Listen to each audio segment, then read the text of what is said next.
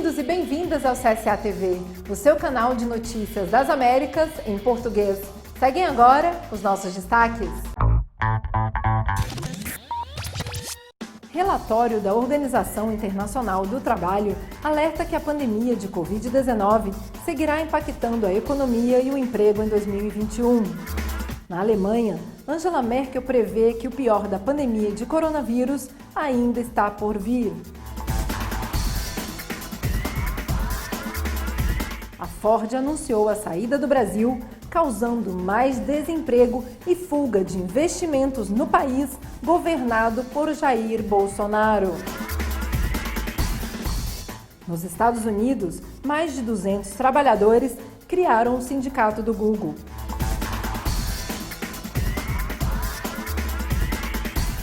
No México, a crise econômica provocou a procura por casas de empenho para obtenção de crédito.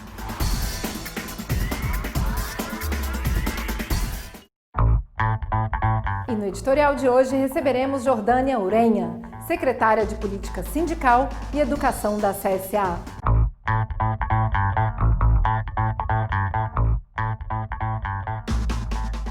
Apesar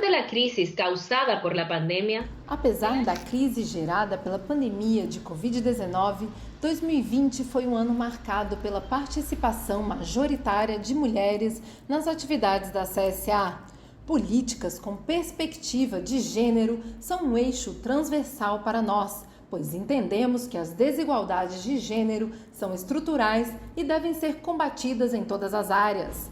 Durante o ano passado e ao longo de suas mais de 500 atividades, a CSA também concentrou seus esforços no combate à violência. Por meio de seminários e outras atividades virtuais e presenciais, a CSA e suas afiliadas têm concentrado suas ações para oferecer às vítimas de violência de diferentes formas de denúncia e proteção. O Comitê de Mulheres Trabalhadoras das Américas, CMTA, realizou uma campanha muito ativa pela ratificação da Convenção 190 da OIT sobre violência e assédio no trabalho. Esta convenção, ratificada na região pelo Uruguai e pela Argentina, constitui outro instrumento essencial para que as mulheres tenham à sua disposição uma regulamentação e penalização nesse tipo de situações, independentemente das legislações de cada país. A CSA realizou várias atividades e pronunciamentos nos quais propomos medidas e ações para avançar a ratificação do Convênio 190 em outros países da região e, assim, alcançar a sua implementação efetiva. A defesa da paridade de gênero é um dos eixos centrais do nosso roteiro aprovado na Conferência Continental, que visa o fortalecimento e a transformação dos sindicatos nas Américas para os próximos 4 anos. Propomos também medidas afirmativas com o objetivo de aumentar os recursos dos estados destinados à prevenção da violência contra a mulher e à proteção das vítimas, bem como exigir a garantia de estabilidade do emprego e do salário para todas as trabalhadoras do continente. E o secretário-geral da ONU afirma que, neste momento, a luta mais importante do mundo é a batalha contra o coronavírus. Segundo o secretário-geral da ONU, Antônio Guterres, a guerra de hoje é contra um vírus microscópico. E a de amanhã pode ser contra os terroristas no ciberespaço, e ainda estamos perdendo a longa batalha contra as mudanças climáticas. O conflito não é mais apenas uma questão de poder militar e econômico, da mesma forma que o poder não é mais domínio exclusivo dos Estados. Como a necessidade de cooperação internacional continua, devemos ampliar a nossa ideia do que isso significa. Em nosso mundo interconectado, precisamos de um multilateralismo em rede, para que as organizações globais e regionais se comuniquem e trabalhem juntas em prol de objetivos comuns, e precisamos de um multilateralismo inclusivo, baseado na representação equitativa das mulheres e que inclua os jovens, a sociedade civil, empresas e tecnologia, cidades e regiões, ciência e academia.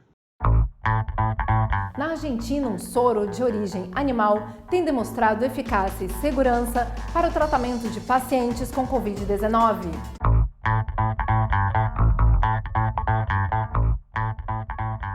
De acordo com um comunicado feito pelo governo de Alberto Fernandes, a Argentina está desenvolvendo um soro hiperimune de origem equina que demonstrou eficácia e segurança para casos graves de Covid-19.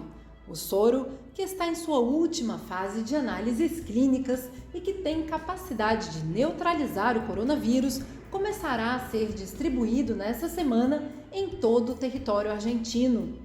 Os resultados das análises clínicas demonstraram uma redução da mortalidade, diminuição dos dias necessários em terapia intensiva e a menor necessidade na utilização de respiradores. A pesquisa avaliou também a necessidade e a eficácia do medicamento em 242 pacientes adultos com doença moderada e grave causada pela infecção pelo Covid-19, no período de 10 dias desde o começo dos sintomas. O presidente Alberto Fernandes visitou as instalações do laboratório da Imunova no campus da Universidade Nacional de San Martín, que desenvolveu o soro para o tratamento de pacientes internados em hospitais e clínicas e expressou o seu orgulho pelos resultados alcançados. A produção do soro surge de uma articulação público-privada encabeçada pelo Laboratório Imunova, o Instituto Biológico Argentino, a Administração Nacional de Laboratórios e instituições de saúde Dr. Carlos Malbrán.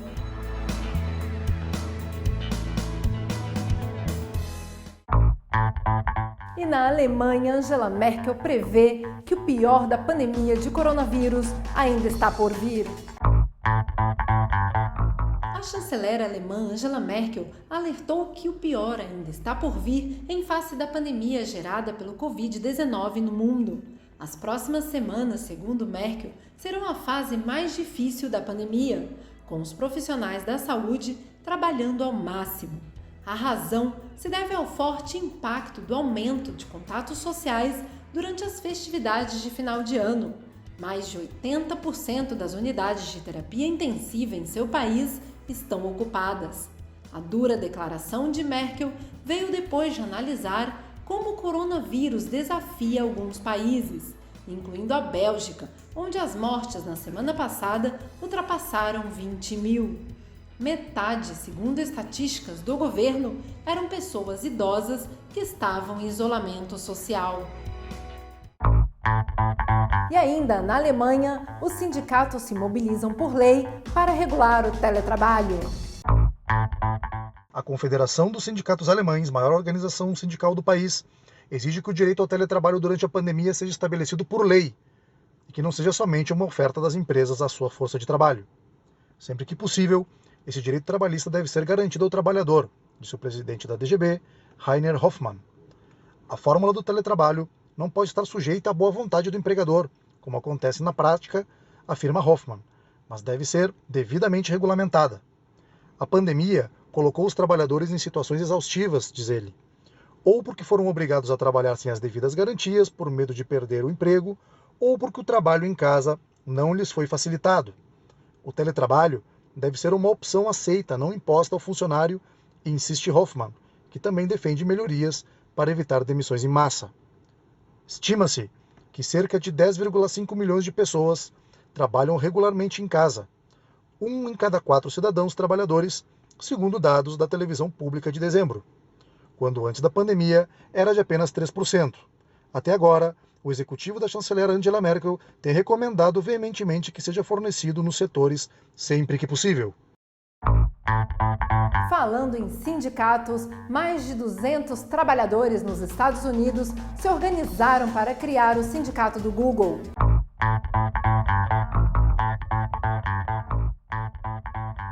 Mais de 225 funcionários do Google e de outras empresas do grupo Alphabet anunciaram na segunda-feira a criação do seu primeiro sindicato, um gesto pioneiro entre a elite da tecnologia do Vale do Silício, historicamente distante das políticas sindicais e da negociação coletiva por causa dos altos salários e benefícios trabalhistas. Após um ano de organização, Os trabalhadores anunciaram na segunda-feira a criação do Sindicato dos Trabalhadores do Alfabeto. Forneceremos uma estrutura sustentável para garantir que os valores que compartilhamos como funcionários da Alphabet sejam respeitados, disse Nick Anselmo, gerente do programa.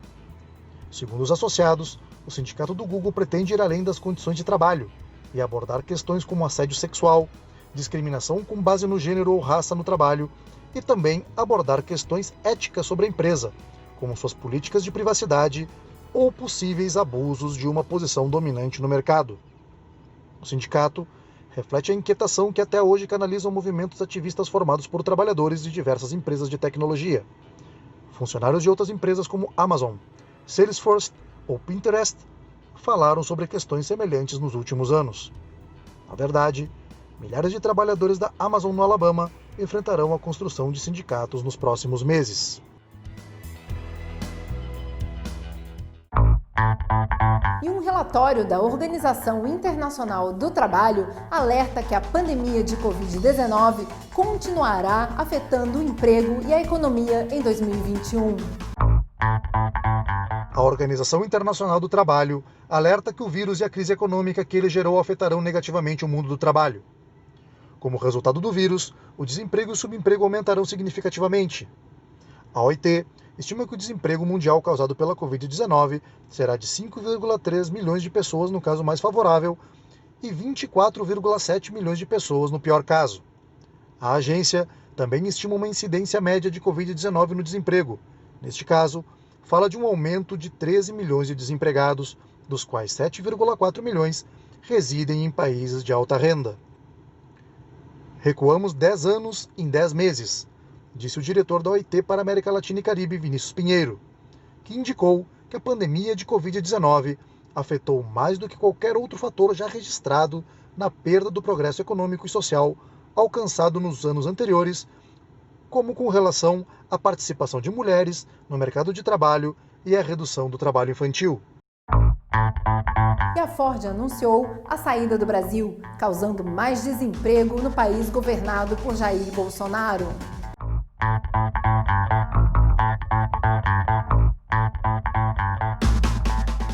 Nesta semana, a montadora de automóveis Ford anunciou que vai fechar as suas fábricas no Brasil. A decisão confirma a tendência de aumento do desemprego e fuga de investimentos do governo de Jair Bolsonaro. Com 3 unidades que geravam milhares de empregos no país, a montadora informou que a decisão se deve à reestruturação de suas operações na América Latina. Há um mês, a Ford havia anunciado a instalação de novas fábricas na Argentina. De acordo com o CEO da Ford, Jim Farley, a montadora encerrará imediatamente as operações das unidades de Camaçari e de Taubaté. A fábrica de Belo Horizonte será fechada no final de 2021, quando a Ford sairá definitivamente do Brasil. No México, a crise provocou a procura por casas de empenho para obtenção de crédito.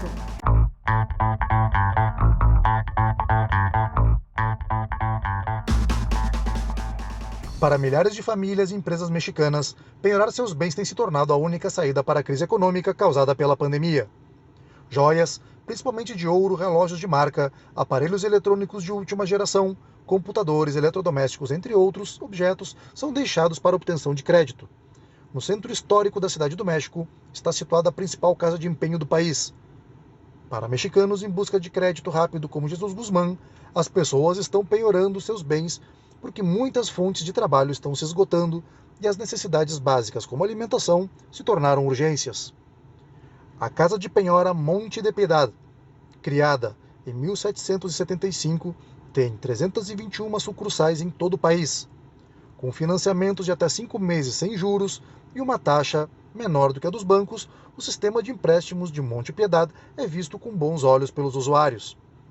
Segundo os usuários dos serviços de penhora, há mais tolerância aos devedores e os bancos não aceitam bens dados em garantia. Para os mexicanos, apesar do esforço da população para manter o equilíbrio financeiro, durante a pandemia que causou cerca de 133 mil mortes no país, nos últimos dias de dezembro, as filas nas casas de empenho começaram a crescer rapidamente. No litoral da Argentina, turistas lotam praias mesmo com a pandemia.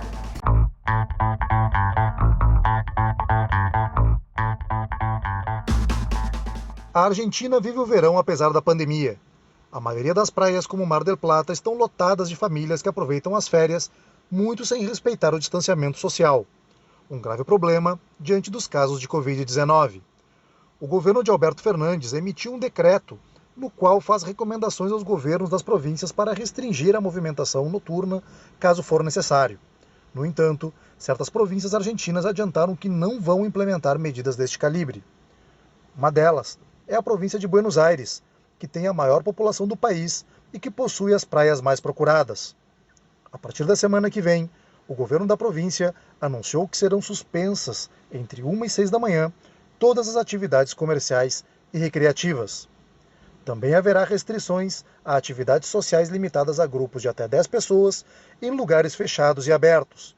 A utilização de transporte urbano será exclusiva para os trabalhadores de atividades essenciais e serão reforçados os operativos de fiscalização para diminuir a circulação de pessoas durante a noite e evitar a realização de atividades não permitidas.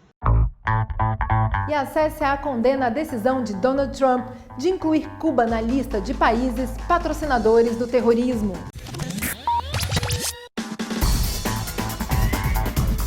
A Confederação Sindical dos Trabalhadores e Trabalhadoras das Américas expressa o seu repúdio e absoluta rejeição à decisão do governo Donald Trump de incluir Cuba na lista dos países patrocinadores do terrorismo. A CSA condena veementemente essa decisão e rejeita qualquer tipo de bloqueio ou sanção contra o governo cubano. Da mesma forma, expressa sua solidariedade ao povo cubano. A Central de Trabalhadores de Cuba, CTC, e as organizações e movimentos sociais cubanos diante de uma declaração que intensifica a crise gerada por décadas de sanções e ataques ao governo da ilha. A Câmara de Representantes dos Estados Unidos votou a favor do segundo impeachment de Donald Trump. O presidente foi acusado de incitar o assalto ao Capitólio ocorrido na última quarta-feira. 5 pessoas morreram durante o assalto. É a segunda vez que o mandato de Donald Trump é submetido a esse processo. Se a votação no Senado confirmar o impeachment, ele pode ser proibido de ocupar cargos públicos no futuro. E 2020 foi considerado um ano de retrocessos na luta pelos direitos humanos em El Salvador.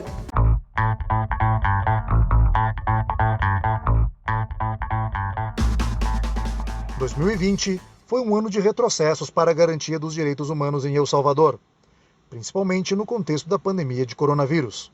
Esta é a opinião do ex-procurador de direitos humanos do país, David Morales. Tivemos políticas públicas do governo caracterizadas como violações aos direitos humanos. Foi implementada uma política clara de prisões arbitrárias e sistemáticas no contexto das quarentenas que foram realizadas fora da legalidade. Em 2020, a população de El Salvador passou por uma quarentena obrigatória para limitar os contágios da pandemia. Apesar disso, a medida implicou na prisão de pessoas que supostamente não respeitavam o isolamento. De acordo com Morales, em 2020 também houve grandes retrocessos em matéria de transparência. Em 2020, a população de El Salvador passou por uma quarentena obrigatória para limitar os contágios da pandemia.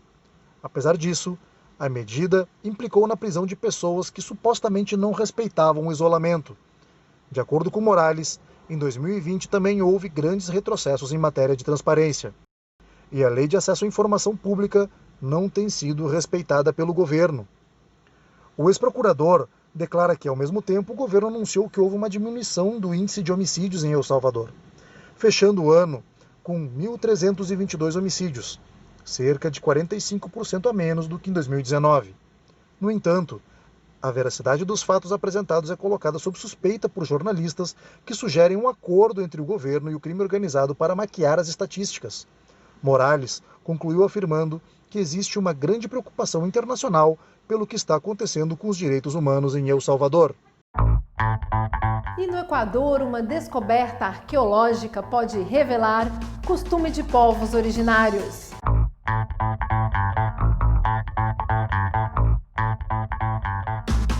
A descoberta arqueológica de 12 esqueletos no Equador pode fornecer mais informações sobre costumes do povo Inca. Os achados de quase 5 séculos foram encontrados em uma igreja rural da região de Latacunga, a 2.900 metros de altitude.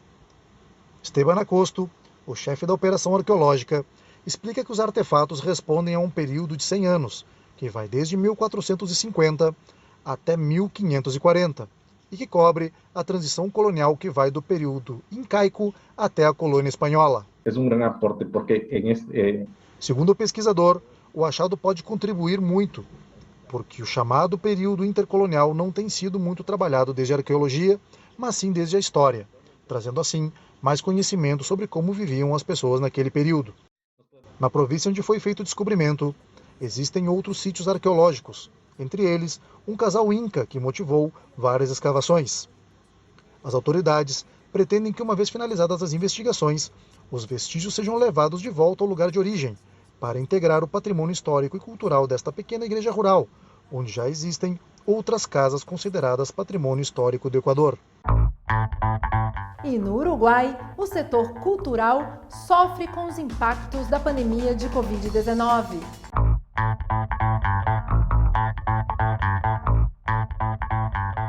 A chegada da segunda onda da pandemia de coronavírus atingiu o Uruguai, que até o final de 2020 vinha controlando os focos de contágio. O setor cultural tem sido fortemente castigado durante toda a pandemia. No começo, os teatros foram os primeiros a fechar as portas. Houve uma pequena reabertura quando tudo foi estabilizado, mas o fechamento voltou a acontecer pelo aumento de casos. Após o presidente uruguaio Luiz Lacalle Pou ter anunciado no dia 6 de janeiro que os espetáculos seriam retomados nesta segunda com uma quantidade mínima de público, o amplo setor cultural foi impactado devido ao cancelamento do Carnaval, o mais longo do mundo com 40 dias, e vive agora momentos de dor e incerteza. Assim fala o presidente da Federação Uruguaia de Teatros Independentes, Washington Sassi. Estamos em um momento bastante crítico, eu diria que muito mais que a primeira reabertura, porque agora estamos frente a uma grande incerteza. A música também sente os impactos das medidas.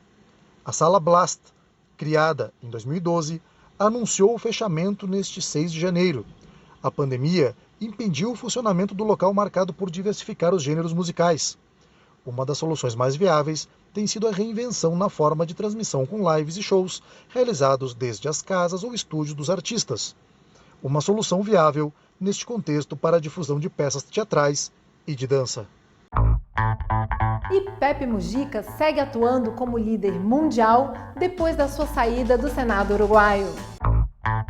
Pepe Mujica, ex-presidente do Uruguai entre 2010 e 2015, segue atuando politicamente mesmo após a sua saída do Senado uruguaio, em outubro de 2020, motivada pela pandemia de coronavírus. Eu tenho minha boa quantidade de defeitos.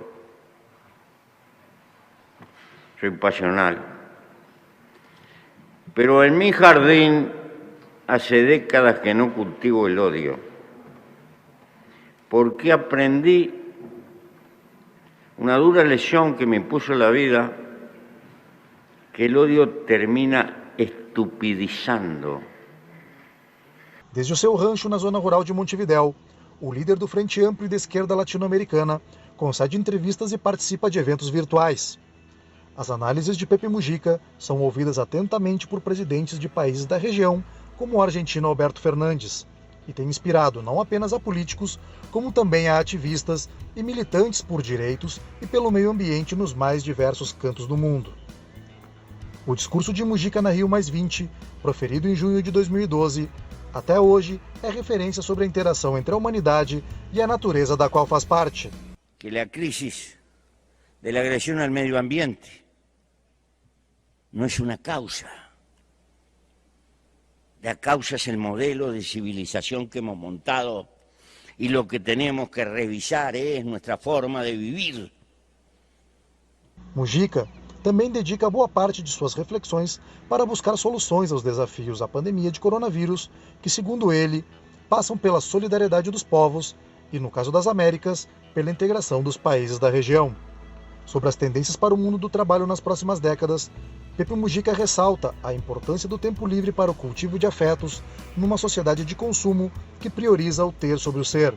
personagem retratado por filmes e diretores como Emir Kusturica, e recentemente por livros como Mujica por Pepe, do atual ministro da Educação argentino Nicolás Trota, Mujica é uma liderança mundial que já deixou a sua marca na história e nos brindou uma lição de humildade, coerência e persistência em um período de muitas incertezas. Questionado por Trota sobre seu legado, Mujica respondeu: "Meu legado é um grupo de jovens que levantam as bandeiras da igualdade e da luta pela justiça social e que sigam estando depois da minha morte. Trabalho para isso. Não acredito que haja um final, porque não há uma meta, há um caminho." Sou Carol Coelho, desde a sede continental da CSA em Montevidéu, no Uruguai. Muito obrigada por nos acompanhar.